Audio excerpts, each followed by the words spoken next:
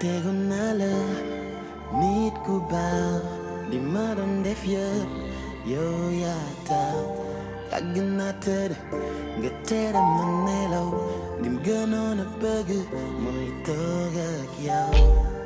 I don't want to use sama faiblesse ci yow ba def ma nii yaa tax ma rus bëgg tuuma idaw est-ce que yow la kii.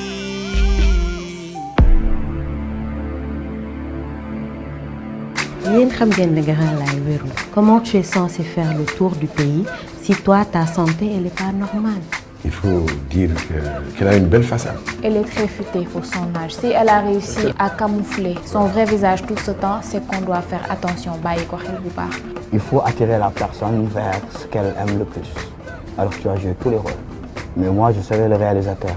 bi ñu jàppee Malick ma dem seet inspectrice bu ko yoroon mu xamal ma ne Abdou Fall rek moo ci mën dara Abdou xamal ma ne benn rek mooy condition pour mu bàyyi Malick mooy mu yegg si ma. yow ndekati kuy wër ku perte yow lay wër.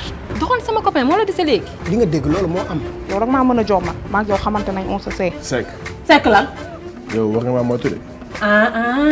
da may doon. xam nga yaa ma gis si relation may dem di ñëw. waaw. Tu parles avec le futur président de ce pays. mu ne. xam naa ne yaa rey baal. nga ni. xam naa ko bu yàgg bàyyi la ci biir. te nee nañ mbéjum kanam borom moo koy fajal boppam waaye bile mbéjum kanam doo xam sax fu muy jege ba di ko talafe. yow it faa ma la dugal fii. dina ko regretter. Souvent on dit que les morts ne sont pas morts. C'est l'impression que j'ai avec le cas de Malick. J'ai tellement de choses à lui dire. Je suis prêt à les entendre.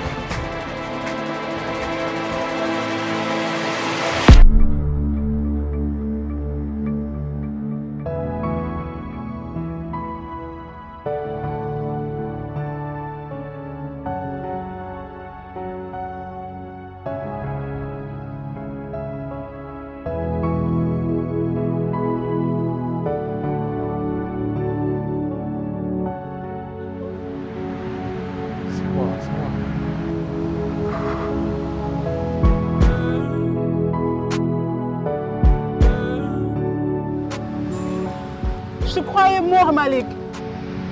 Je sais, je suis désolé. Je suis désolé.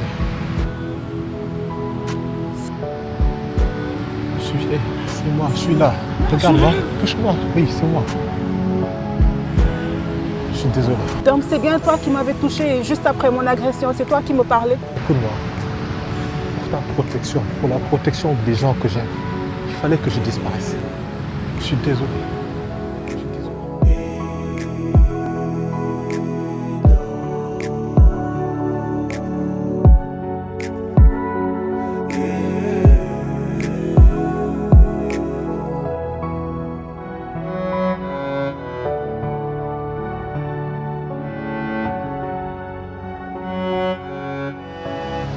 Bientôt la fin de la cavale. Ça sera pas facile. C'est le moment pour vous de retrouver du calme avant la tempête. Toi aussi va retrouver l'amour de ta vie et demande-lui pardon. S'il te plaît. Vas-y. Si Abi t'aime, elle te pardonnera. Raconte-lui ce qui s'est passé. Tu verras, tout se passera bien.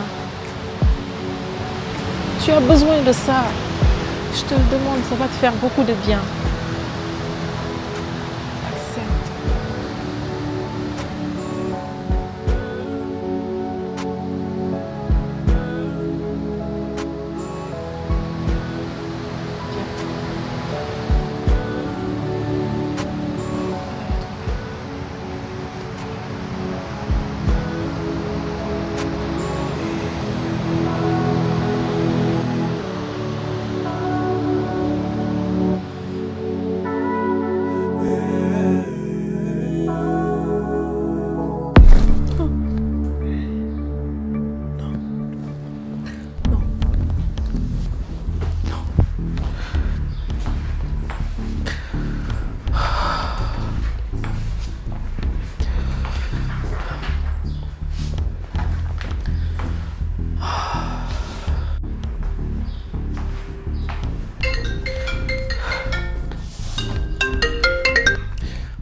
Quoi encore? Eva, c'est Malik. Oui, Malik, ça va? Oui, ça va. Oui, c'était pour savoir, Binta, quand vous avez un défi, il a fait mieux que Écoute Malik, ce n'est vraiment pas le moment. Mais comment ça? Pourquoi? Parce que Binta mënul dem fenn. Elle ne va pas bien, elle est assez fragile, son père est malade, sa maman elle est tout le temps dans notre dos. Xawma lu may def ba indil la ko foofu. On était d'accord pour que tu l'amènes ici. Et tu m'as dit de ne pas bouger. Mangi tok depuis lors de le khar. Eh bien, continue d'attendre. Je t'ai dit que j'allais te l'amener. Pour l'heure, ce n'est pas la priorité. Eva, Binta, bo mako andilul, man may dem fekki ko keuram. Je te préviens. Ne me menace surtout pas, Malik. Ça la choquera encore plus de te voir. D'accord? Reste tranquille, je vais le faire. Eva. Écoute Malik, il y a Aïcha qui me cherche, je dois y aller. Bye. Mais...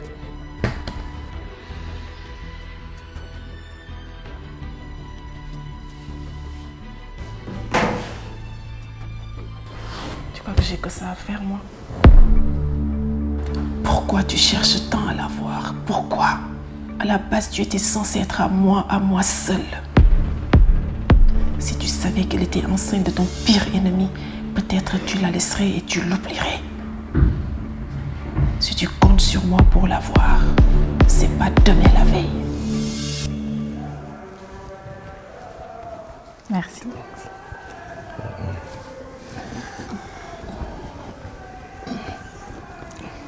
Ouais, mais... Comment ça va, ma douce? Ça va, et toi? T'as vu cadre de l'année? Fille, il y aura comment? Il n'y a pas de personne fille, non? Naxoma. Ah, mais... lu may dox ci di la nax. Man rek. dama bëgg nga xam ni que j'ai entamé cette relation sama diggante ak yow pour mu nekk loo xam ne daf am avenir la. C'est une relation sérieuse. Étant donné li muy représenté ci dëkk bi. Je ne dois pas lui accompagner n'importe qui ak di dem n'importe où. ci borom Dakar bis mu ne nga wan ma sa doole. tey tamit nga defatee ak man nii. soo ko waxee dama gëm ko. Alors noo def nag ak activité yi. Waaw, j'avoue que il y a trop de travail ces temps-ci. Beaucoup de pression, surtout avec les élections. Oui, j'ai vu ça. Seen parrainage yi moom bëri na coow nag Diop. temps yi moom gars yi ñu ngi koy wax rek surtout nag seen 5 candidats yi gars yi ñu ngi koy laam-laame de. waa borom Dakar nag wax ma rek nag est-ce que lijjanti woo leen 5 candidats yi. Lijjanti. Non. Madame, tu sais, hein, ce sont les gens qui ont mis un dossier complet, et puis c'est un parrainage maintenant, nous avons dit, nous avons mis et puis c'est un dossier complet, nous avons un problème. Ah non, non, ils sont out, hein. Mais c'est ça qu'on a, le conseil a vraiment fait passer, nous avons c'est un dossier complet. Hein. Mais sinon, il n'y a aucun problème. Tu es sûr qu'il y a un filtrage? Ah non, jamais. T'inspires? Ah non, je ne trouve pas. Hein. D'accord. Non. Devant tout le monde. Sérieusement. Ah ouais.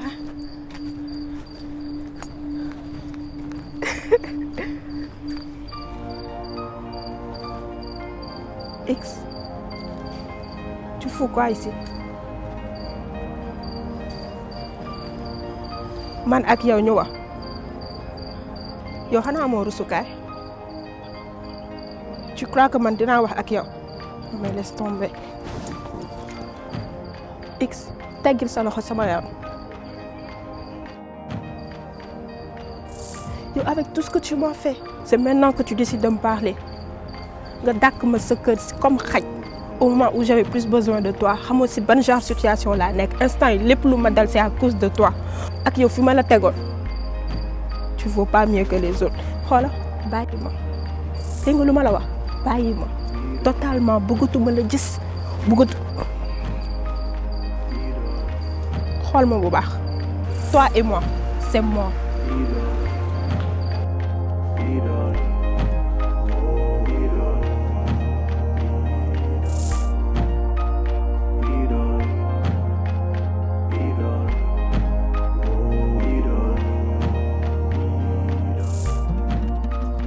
Il y a quelque chose boo xam ne daf ma jaaxal.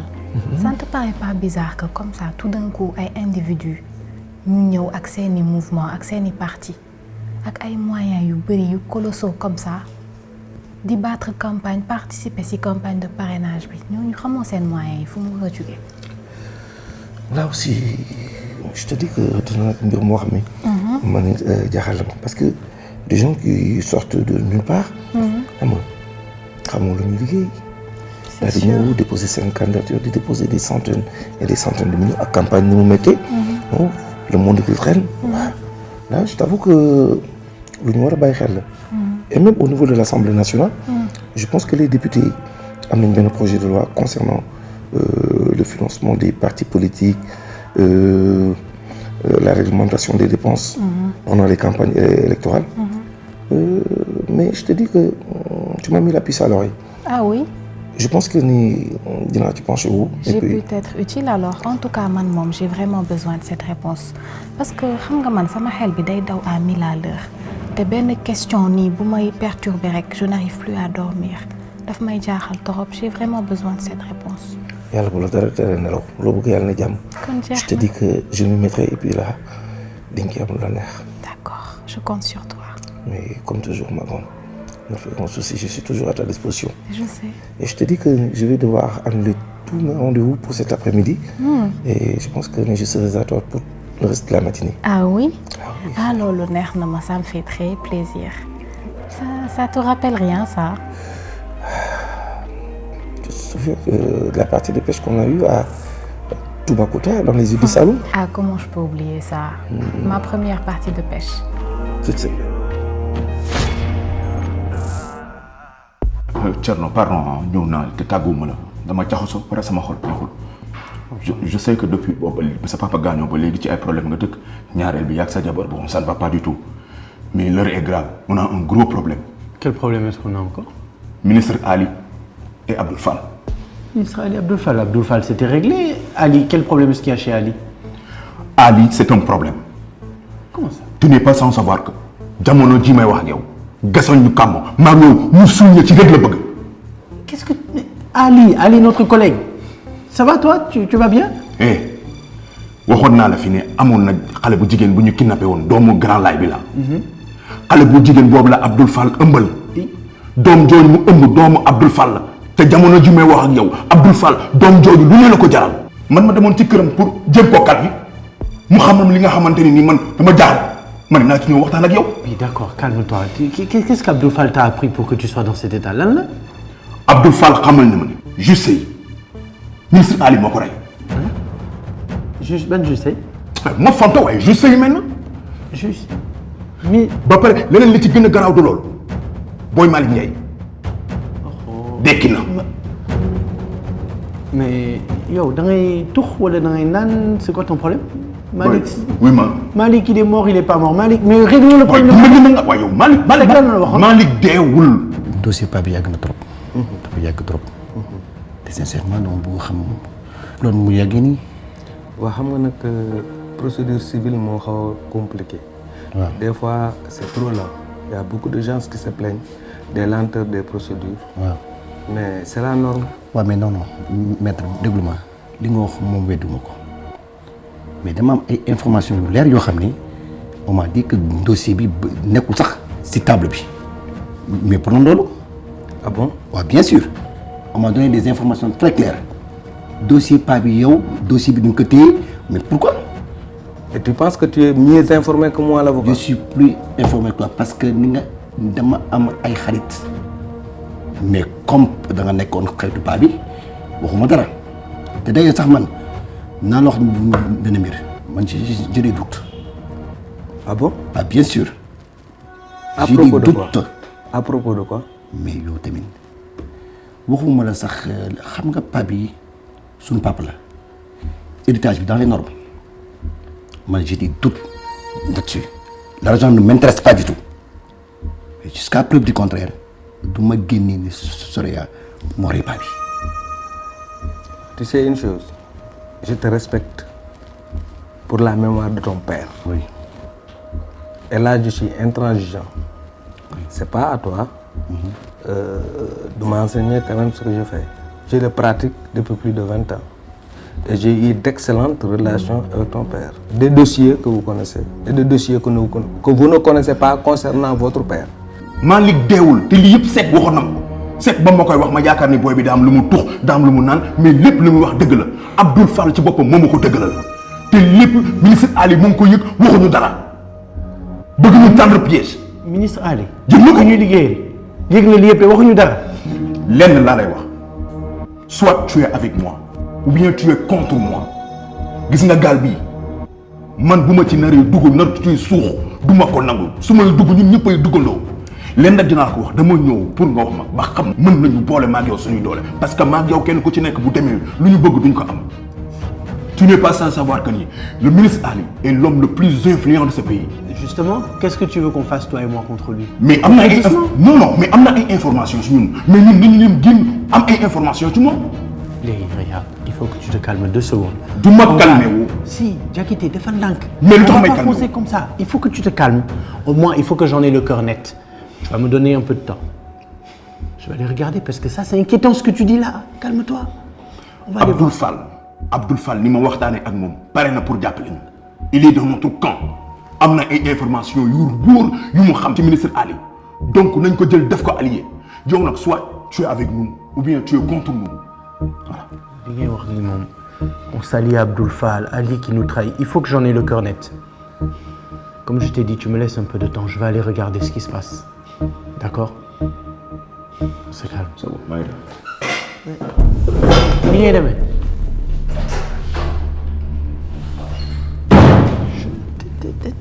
Le dossier bi joxuma ko. Tu es un fils héritier légitime. Ça, je n'en disconviens pas. Mais procédure bi nga nar a jëlaat désaisir mu dem contentieux d'ici 3 ans 4 ans avocat bi nga jël doo ko jot ci dossier bi parce que joxuma koon sa papa moom ko joxoon te tey nekkatu fi seen nga loolu nga wax moo gën a gudd li des ci dossier bi ca ba nga koy gérer mooy lan def nga recours c'est suspensif par rapport au dossier le juge va revenir sur toute la procédure finalement vous aurez votre part de l'héritage sinon Thierno moom comme convenu waxuma ko mais loolu mooy xalaatam walla may na ko jabaram et ça revient au même et vous dites que c'est compliqué ça beneen bi mooy ressaisis-toi man awma parti bu ma far moi je suis un avocat et je vous dis une chose sa papa li tax mu wóolu ma ba dossier bu mu sa am jox ma ko xam na ma yow xamuloo ma exactement ak 2 ans de plus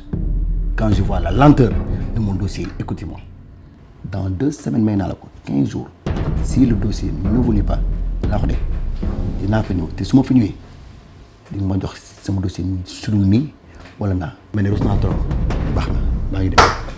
maa ngi lay xaar.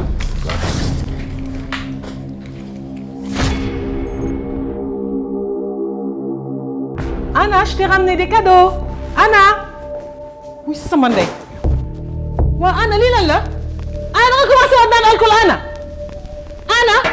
yaa bon yaa ñàkk jom. Pourquoi tu as repris l'alcool yàlla lu xew. Zahra yaa bon. Tout ce que j'ai sacrifié pour toi Zahra nii nga may fayee tu as repris l'alcool tu recommences à boire. Tu es une fille mauvaise. Si je pouvais te renier je t'aurais renié. Maman xoolal bouteille bi naanu ma de. naanu kon bouteille bi lu mu fiy def. dajee la lu mu fiy def moom boo ko dajee lu mu fiy def foo ko jëlee da ngay jënd alcool di ko indi ci biir kër gi léegi. explique-moi. dis-moi lan la fi bouteille bi di def. da nga bëgg a xam lan la fiy def. waaw. ok li ma lay laaj kon nag ma ci tontu. maa ngi lay déglu. maman lu tax nga demandé waat divorce papa. yow fan nga dégg loolu ku la wax loolu. maman kenn waxuma ko yow yaa ko wax ma dégg ko. maman tu te rappelles jour bi ma ñëwee yow dugg nga sama néeg yaakaar ne damay nelaw je dormais pas du tout par la suite laa la dégg yaa papa ngeen di coow fii ci salle bi ma génn toog di defar sama lee dégg la ngay wax ay waxu divorce. Maman pourquoi tout le temps nga may wax lu dul dëgg pourquoi tout le temps tu me mens. Zahra je t'ai pas menti tout ce que j'ai fait ça pour toi. J'ai fait ça pour te protéger. Pour me protéger. Oui. nga bëgg a yàq sa sëy yow ak sam papa pour man kon da nga bëgg a wax ne man maay obstacle bi ci yéen ñaar man Zahra man maa tax yi ñaar mënoo leen nekk ci jàmm. maman dis-moi dama bëgg tey nga wax ma depuis ba ma ñëwee ba tey dama sonn lu nekk yaa ngi koy def dem naa seeti papa waxtaan nañ bu baax maman yow xam nga ne papa yéenewul sax def muus lu ko metti sàkkamtumaan doomu aadama ak yow mi nga xamante ne yow la am maman je pensais que ne papa tey jii yow ñëpp mën nañ bëgg lu ko metti ba mu des yow. waaw sois patient avec elle. naa ko defal dina wàcc. léegi nag lii karawam la. karawam. waaw dama bëggoon nga dem def test ADN nga xool parce que man Ramata dama xëy gis ko. mu wàccal mu benn papier ak numéro téléphone. donc man awma dara lu ma leer mais yow it comme yaa ngi doon dutee. ma bëgg rek nga jël ko xool def test bi ba xam. d'accord def ko lu rafet. wante dëgg la boo xam ne chose madame Guèye nga def test bi de mais même bu fekkee découvrir naa du sama doom Eva teg naa mooy doom xamal ne sama doom la ne gën a tey sama doom la ak Ramata. Ramata mun ma ko fay. rafet na te lépp la nga xam ne defal na mu États-Unis encore une fois léegi laay doog a xam valeur liggéey boobu bu njëkk dama doon tëll rek di dem di wut savoir di wut puissance di wut avoir mais je me suis rendu compte depuis ba ngeen waxee ni kii sama doom la te àdduna ndekki am na beneen valeur bu fi nekk bu dul valeur xaalis wala puissance dara gënul baax dara gënul neex njaboot lépp la nga xam ne war naa ko si yéen te waxu leen ma ko te def ma ko du ma leen ko baal parce que valeur laa am léegi te valeur ma si mooy nag léegi. rafetlu naa kàddu yi bu baax. léegi nag bu loolu weesoo sama baayu doom xam nga luy sama soxla. mooy yow ne umpalewuloo ni grand laay jàll na ci 5 candidats yi validé nañ ko. moo tax moo koo tàccu. jàmbaar la nag. waaw jàmbaar la gaa ba pare campagne bi léegi mu tijji. waaw. waaye man li ma intrigué li ma jaaxal lool mooy ñi nga xam ne ñoo wéeru ca gannaaw xale ba ànd ak grand laay laa xamul. kooka la ban xale la. benn xale bu jigéen bu tudd Korka. li nga ko demandé mënu ko moo tax mu génn kër gi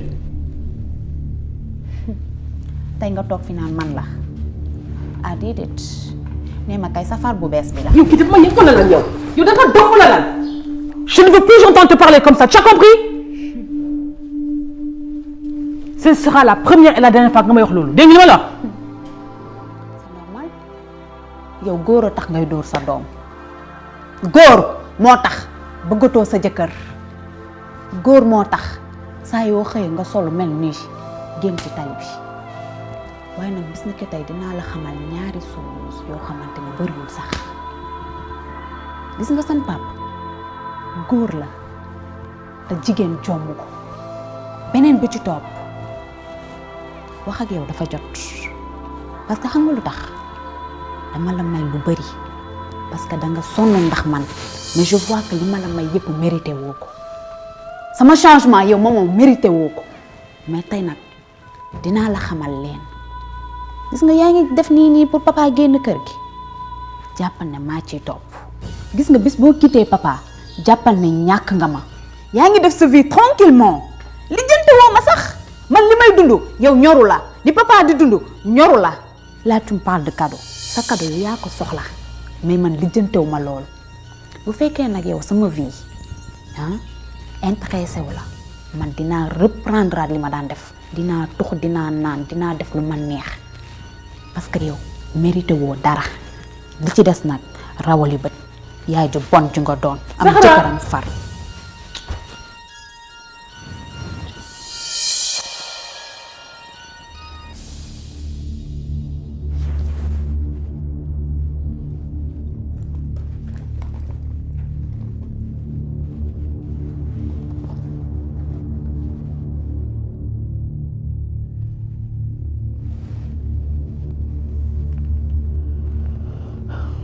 allo Sène. ndaw soos dafa am ku ka ngemb.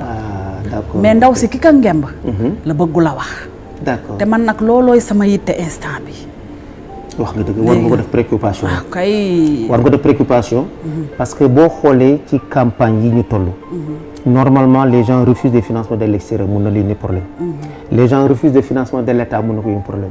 Même les entreprises les grandes entreprises qui sont au niveau de la Nation Unie waruñu la financer donc foo jëlee sa xaalis war na mun a leer te bu leerul mun nga si am problème yu bëri te gis naa ay candidats yu bëri dans le passé soit banques yi topp leen soit ñu daw dëkk bi parce que dañuy yaakaar bu ñëw dañ leen tëj kaso. Alors tu as parfaitement raison pour suivre là pour xam réellement affaire fan la jógee. Man nag de mon côté amoon na temps yoo xam sama gouvernement bi ma bokk ak sama parti bi ma bokk dañu yaakaar ne dama amoon ay connexion ak Laye connexion politique laa bëgg wax parce que ñëpp xam ne Laye sama xarit la woon mais ba ñu demee ba ci biir ils sont rendu compte sama loxo set na si wecc financièrement boole dama ko doon sax wax pour mu bàyyi politique bi donc puisque loolu xam nañ ko léegi donc bu ma dellusee di laajte doo amati benn soupçon pour la nga wax ngir ne ñun ay mbokk la ñu léegi parce que Laye sama xarit la naa def benn enquête bu ndaw ci suuf kay ba xam kan moo koy financer. Oui, c'est ça, c'est exactement ça. Non, mais essaie de voir avec lui, on va encore envoyer après. Ok. Oui, sans doute, il n'y a pas de souci, t'inquiète. Tu vas bien? Bah, elle me rappelle après. Alors, ça va, tu vas bien? Comment ça se passe? Maurice, si je t'ai appelé aujourd'hui, c'est pour te dire que j'ai décidé de m'arrêter là. Je vais vous laisser continuer, mais sans moi. Il faut que je prenne du recul un peu. Comment ça? Qu'est-ce qui t'arrive? Tu es sérieuse là? Yo, avec tous ces efforts qu'on a fait depuis le début, on est là, au bout du fil, on a arrêté. Pourquoi? Avant-hier, on a tous équité pour faire partie de la campagne et on a carrément tu vas arrêter. Écoute, je vais te dire une chose. Si tu fais quelque question de quel bilan on passe, histoire de quel bilan, dis-toi que c'est des choses de la vie. C'est des erreurs. On est tous censés faire des erreurs. Et puis, c'est quoi? Si on réussit à élire un nouveau président qui va venir être compétent et qui va gérer les problèmes de tous les Sénégalais, tu vas faire que de bonnes choses et puis tu vas te rattraper, tu vas oublier. Attends, on fait des erreurs, mais on les surmonte et on passe à autre chose. Il ne s'agit pas de ça, Maurice. Ce qui se passe, c'est que... Et heureusement, en plus, la fille, elle n'est pas décédée. Comment ça, elle n'est pas décédée? Margot est en vie. Et pour moi, c'est une seconde chance que le bon Dieu m'offre. Je ne veux plus continuer comme ça. Légui, je vais essayer de la récupérer. Dès leur petite famille, essayer de leur parler. La voix des gueules, non? Et puis, c'est même pas, je te le déconseille, c'est même pas une bonne idée. Tu vas te créer des ennuis. Et puis moi, je tiens à toi, Korka. Beaucoup de gens ont un problème. Et puis, tu reprends une campagne. Ce candidat a des grands problèmes. Donc, vous savez de développer. Pour le moment, le plus important, c'est que je la remette dans les mains de sa famille et que j'arrête cette campagne. Quant au fait de Nima Khamel Lolo, c'est pas important. Et Maurice, je trouve que tu as beaucoup changé. Pourquoi tu parles comme ça maintenant? Non, c'est pas ça. En fait, je me dis juste que peut-être que... Attends, elle a des preuves contre vous ou c'est quoi? Elle a dû me voir l'autre jour, c'est sûr. Finalement. Et non, si elle est vraiment en vie, la candidature de Grand Laye va tomber à l'eau. Il n'y a pas moyen de régler cette histoire. Bon, ce qu'on va faire, si tu veux, laisse-moi gérer ce problème-là. Toi, le gérer, Maurice. Bah oui, je fais partie de l'équipe comme tout le monde. Hein. Ah mais qu'est-ce qui se passe là? Tu m'as fait peur. Tu oses me demander qu'est-ce qui se passe? Comment tu as pu dire à Zara que je t'ai demandé le divorce? Elle était là dans tous ses états. Hein? Comment tu m'as fait ça? Pourquoi tu m'as fait ça? Non mais attends. Moi je lui ai rien dit. Elle m'a fait comprendre que de elle me l'a dit. Oui, mais tu aurais dû arranger l'affaire. Lui dire que non, c'est pas ça. Essayer de camoufler. Mais pourquoi tu allais lui dire que oui, que je t'ai demandé le divorce? Là, elle est dans tous ses états, elle veut prendre ses affaires, elle veut partir. Tu sais bien que moi, je ne suis pas le genre à mentir. D'autant plus que c'est ma fille. Je ne vais pas lui raconter n'importe quoi parce que ce n'est pas un bébé. Elle comprend bien les choses. Et puis tu ne vas pas me pousser à lui mentir quand même. Tu sais comment c'est pas mon habitude de dire des choses qui n'existent pas. Elle nous a entendus. Elle t'a entendu plutôt. Invoquer notre divorce. C'est ça qui se passe.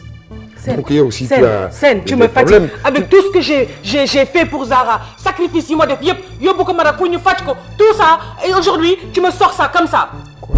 Oui. Zara, Maroc? Oui. Zara était partie au Maroc pour se soigner. Parce qu'elle est alcoolique, comme toi. Elle prend de la drogue en plus. Quoi? Oui. Ma fille Zara prendre de l'alcool? Alcoolique? Oui. Désintoxiquée? Oui. Ce n'est pas possible. Mais mamie, comment tu as osé me cacher Sen, tout on était cela? dans des problèmes, dans le divorce et tout. J'ai pas pensé, j'ai pas réfléchi. J'ai fait ce qui était là et je l'ai fait. Voilà, point. Mais mamie, ma propre fille. mu nekk ci situation yooyu yow mënuloo ma ko wax te ma nekk ci dëkk bi. Moi je te comprends pas mamie. On était en plein divorce. Vraiment, on était en plein divorce. On avait trop de problèmes. Moi je te reconnais plus. Mamie, tous les jours, tu m'apportes des nouvelles de plus en plus surprenantes.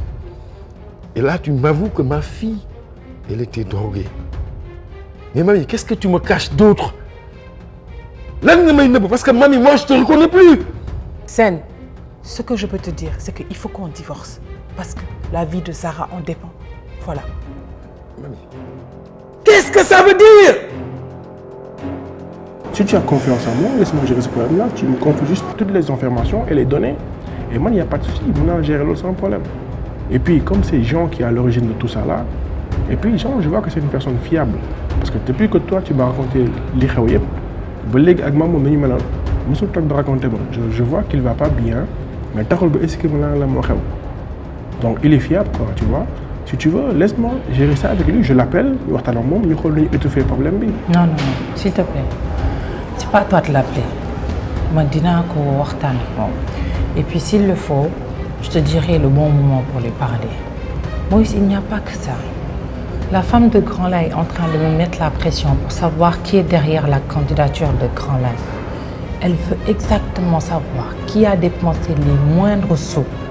Mais c'est quoi le problème? Mënoo ko wax. Je ne peux pas le lui dire pour le moment. Et là, je sais que wax na ak jëkkër ji ba pare te moom moo koy diriger. Je suis sûre que Grand Laye bés bu génnee hôpital loolu la may njëkk a laajte. Mais c'est bizarre, mais tout ça là, mais on s'en fout de tout ça, tu vois. C'est des bonnes volontés qui sont là pour aider le peuple à élire un nouveau président qui est compétent. On est carrément, nous gérer le problème sénégalais. Tu vois. Et toi, tu dois pas le lâcher, Torka. Moi, je tiens à toi. C'est vraiment pas le moment de nous faire ça, quoi. Fini petit de Golsen Laurent. Et on est tous contents, on est tous heureux de faire partie de cette campagne pour pouvoir élire un nouveau président de ce pays. Donc voilà. Écoute, Maurice. De toute façon, cette décision, elle est personnelle. J'arrête cette campagne. Je ne vais pas continuer. Mais vous continuez. Vous allez élire le prochain président de ce pays. Vous allez être des hommes forts. Mais surtout, Maurice, je ne veux pas que tu changes. Écoute, j'ai vu comment tu es passionné par ce travail. Je ne veux surtout pas que tu deviennes ce monstre que j'ai été. Sois toujours toi, une bonne personne. Ce Maurice que j'ai connu. D'accord? Maurice.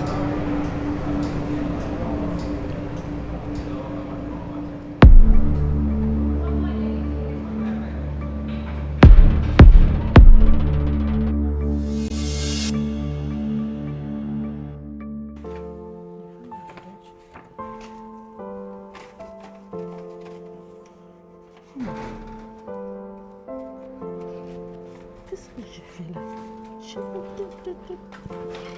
Kan moo déranger sama bureau bi man moo denc doo ko gis.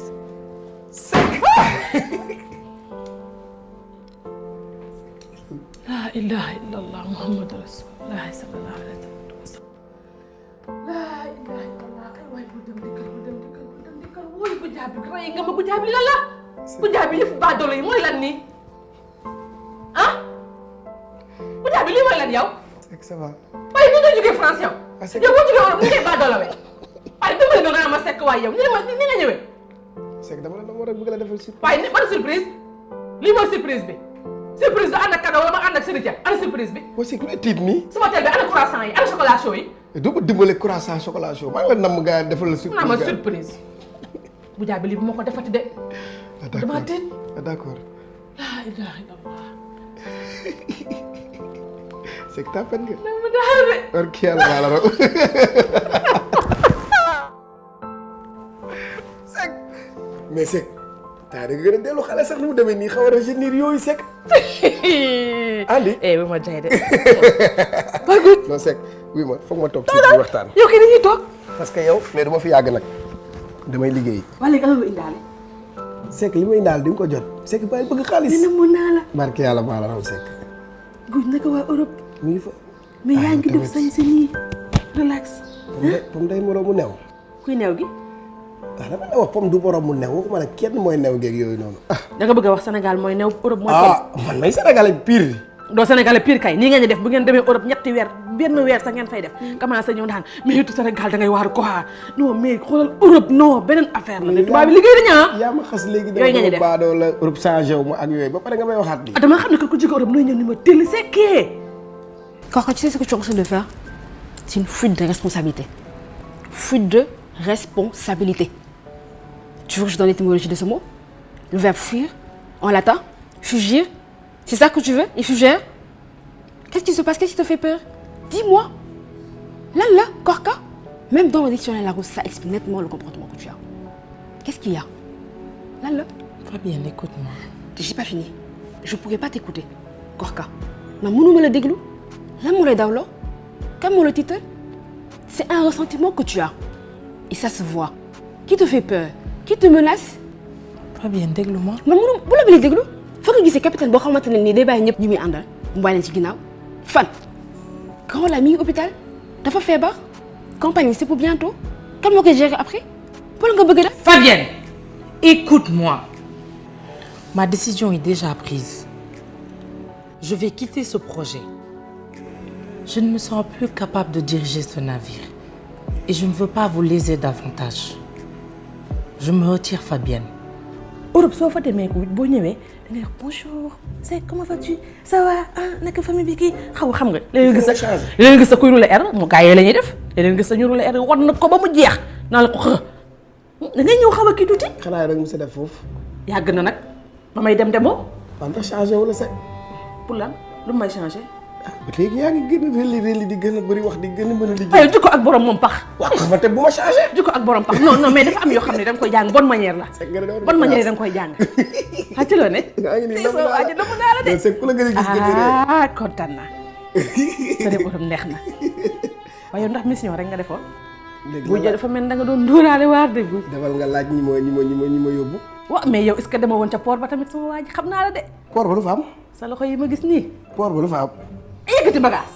fan laa yoroo kees wóor na ma yaa ngi fa nekkoon di def ay xoma baari ñi nga lañ koy xoma ñooñu yenu bagage ci port yi wóor na ma ne ku la romb port Marseille gis na la fa ñooñu yenu bagage yi noonu di loolu liggéey la ci conteneur yi loolu liggéey la liggéey bépp baax na léegi boo mën a daaneel sa doole mu lew rek loolu baax na Seck waaw dëgg la waaw loolu dëgg la de Seck góor yàlla day liggéey loolu amul problème dëgg la nag de bu teg suñu fii Seck ah demal ndàmbalaan ci biir mu tegal la mais yu bees yi fi am nag yow du ma la ko wax wala benn affaire yooyu dox dégguma la dafa changé information dama màgg jëlatuma benn information xanaa lu jëm sama wàllu liggéey. waaw man nag sama information nag man bëgg ko dégg. c'est que demal nga defi journalisme ngay bind ay information. damay moromu journaliste yi ci kaw. demal ñooy bind commencé bind mais man bu ma ko sotti yéen fenn ngeen am ku ngeen di jox seen information muy man mais Tafa dama mën a jëw démb mu bëgg ma yan àdduna yow nga bëgg ma yan àdduna. mais yow da nga mën a encaisser parce que da nga mën a encaisser. ah loolu yow encaisser rek ngay def. yow lu ñuy wax yaa ngi koy dégg. d'accord par force ngeen ma koy jox. da nga mii kare nag. mais léegi li lay xamal bëriwul. ba tey baax na nga doy waar. charia dafa bëgg maanu. dama lay dund charia. c'est ça waay. mais namoon naa la. jaajëf waay jëf al dafa bëri tiital nag xool ko damay wiccaxoo moo soof de léegi sama liggéey man non ko jaay bi namoon naa ko nag sama waay. Si je suis là, ce n'est pas pour t'écouter me faire changer d'avis, car ma décision est irrévocable. Fabienne, je suis là pour te poser une question. C'est laquelle? D'après toi, quelle serait la personne la plus indiquée de l'équipe pour me remplacer? J'ai besoin d'avoir ton avis. Tu veux que je te réponde? Bah oui. Je ne pourrais pas. C'est faire du favoritisme. Chose que je ne pourrais pas assumer. Je ne pourrais pas assumer. Toi non plus, tu ne partiras pas. Parce que je ne vais pas te laisser partir. Pour là, j'ai quitté un boulot. À cause de toi. Je me suis sacrifiée. Tu me dis que je vais partir. Pour aller où? Tu vas me laisser? man kese nga bàyyi fini ak ñeneen ñi ah je ne suis pas d'accord tu n'iras nulle part Korka Korka. Fabienne xam nga lan la maa ngi ñëw dem je vais m'en aller c'est mieux. Korka attends je te parle laisse-moi le temps de terminer Korka écoute-moi.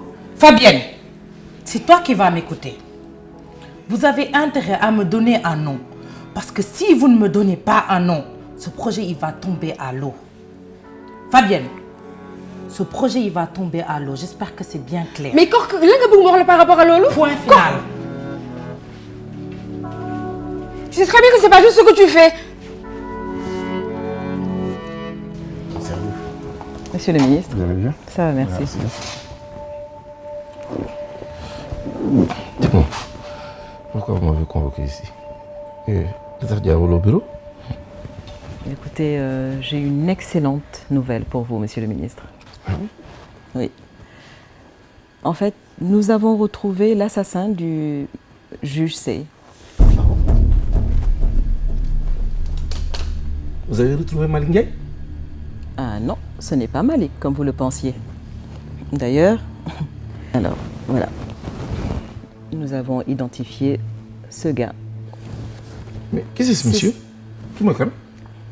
C'est l'assassin du juge Sey. Nous avons des témoins qui l'ont vu sortir de l'appartement du juge Sey la nuit du meurtre. Ils l'ont formellement identifié. Attends, vous en êtes vraiment sûr? Ah oui, juste après les coups de feu, c'est lui qu'on a vu sortir de l'appartement. D'accord. Est-ce que localisé ngeen ko pour le moment? Pas encore, mais ça ne serait tardé. J'ai une équipe là-dessus et nous faisons des investigations et ça ne serait tardé. Kii, je tiens vraiment à ce que boo leen ko arrêté ngeen woo ma parce que am na quelques questions yu ma ko war a poser. Commissaire, un monsieur comme Juge Sey laa mën a comprendre lan la ko nit mën a xoolee di ko rey ak lan moo lalu ci ginnaaw. Un monument, un grand monsieur, quelqu'un boo xam ne j'avais beaucoup d'estime dama ko wekk su ma ëpp loon sax dama ko doon idolâtrer parce que waaw beneen dimension la quelqu'un qui a vraiment beaucoup fait pour cette nation mais daal kii loolu lañ ci am moom parce que j'ai vraiment envie de le rencontrer te li waroon sax ñu xalaat Malick Ndiaye parce que dama comprendre lu tax ñoom mu ngi dund ba pare mu ngi xel di laaxatu ah te preuve bi ma la joxoon wane ni que fa la jóge woon donc après ma ne daal mbiram seetu ci woon daal loolu moo taxoon ma koy xalaat mais comme que vous êtes sur une bonne piste vraiment c'est merveilleux c'est vraiment merveilleux. waaw Fabienne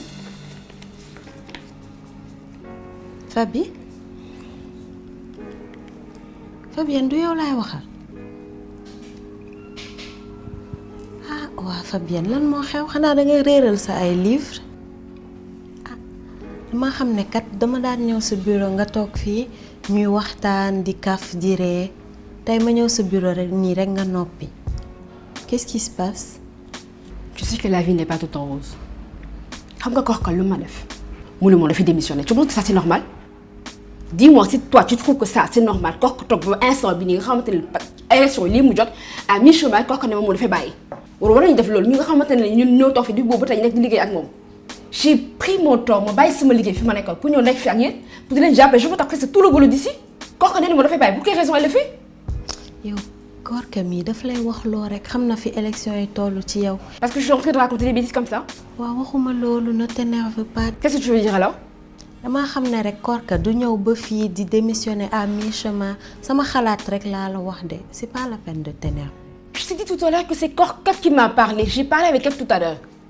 Et li ma yaakaar dafa mel dafa am kenn ku koy menacé xaw ma nag elle a peur de quelque chose am na ku koy menacé xaw ma parce que quand je lui ai posé la question à savoir elle m'a rien dit de tel. Imaginez grand la fan lañ ko jëlee tout le monde est pressé les élections c'est pour bientôt grand la ñëpp ñi ngi nekk am espoir ci moom ñëpp liggéey bi yëpp c'est pas moi seul tu en fais partie aussi il y a Maurice il y a Jean léegi xoolal loolu yëpp et que ñoom yëg nañ ko yaakaar ñoom yëg nañ ko ba pare nee na ma naa ko utal remplaçant kan laa ko toog pour nga remplacer ko j'ai pas ce temps là moi. gis nga yow Fabi Moi, je pense que toi, tu lis trop de livres. nga mel ni ku nekk ci série policière naan ma menace ou lan Fabienne. Qu'est-ce que je t'ai dit tout à l'heure? J'ai l'impression. Je t'ai pas dit que quelqu'un me menace, moi, mon corps. En plus, je suis pas bête. Je suis loin d'être bête. Ne me parle pas de mes livres aussi. Parce que ça m'aide beaucoup. Ah bon, bref. Ouais, c'est un candidat, ça. Qui Grand Lay. Tu sais pertinemment qu'il est malade. Tu me poses la question de savoir. Tu sais pas qu'il est à l'hôpital? Fabienne, yo, mon taille, tu es sur les nerfs, dis. Ah. Ouais, Fabienne. Fabienne. Yow ma ñëw sa bureau di waxtaan ak yow nga jël sa livre bi di lire. Fabienne. Si tu n'as plus rien à me dire, tu peux prendre la porte. Moi, je suis fatiguée. Je suis pas d'humeur, tu me fatigues pas avec tes paroles. Si tu n'as rien à dire, tu t'en vas. Ouais, Fabienne. Vas-y, Latifa. Je suis pas d'humeur aujourd'hui. Vas-y. Man de kon dootuma ñëw sa bureau. Comme damay ñëw sa bureau nga may dàq. Je m'en vais.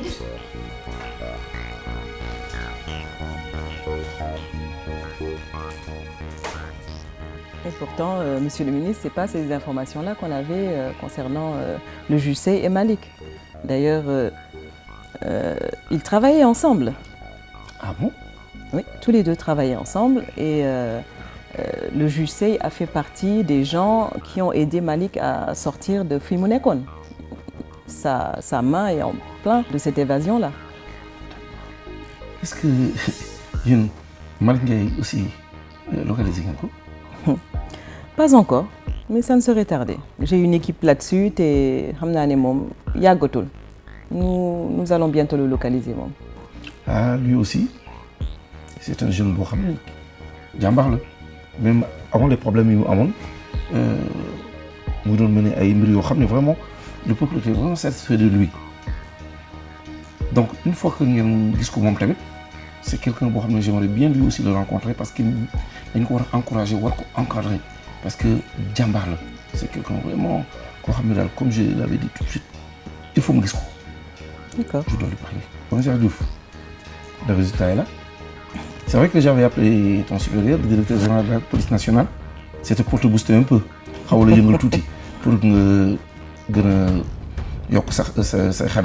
le résultat est là. Tu es en train de faire un bon travail. Et là, je te dis que je tiens à te dire vraiment que je suis satisfait de cette équipe. Si je l'avais fait, c'était pour ça. Donc le résultat est là. Donc il faut que nous ayons pour gagner un résultat. Hein. En tout cas, ça vaut vraiment le déplacement. Et je suis fier, je suis vraiment content. Donc, comme nous m'en j'ai pas assez de temps, je dois retourner au ministère. D'accord. J'ai des rendez-vous et je te souhaite de passer une bonne journée. Merci, merci content. Monsieur le ministre. Merci, allez. Très bien. Allez, bonne journée. Bonne journée à vous également. Merci beaucoup. Au revoir. Allez. C'est cela. Ouais. Nous allons voir ce que nous allons voir.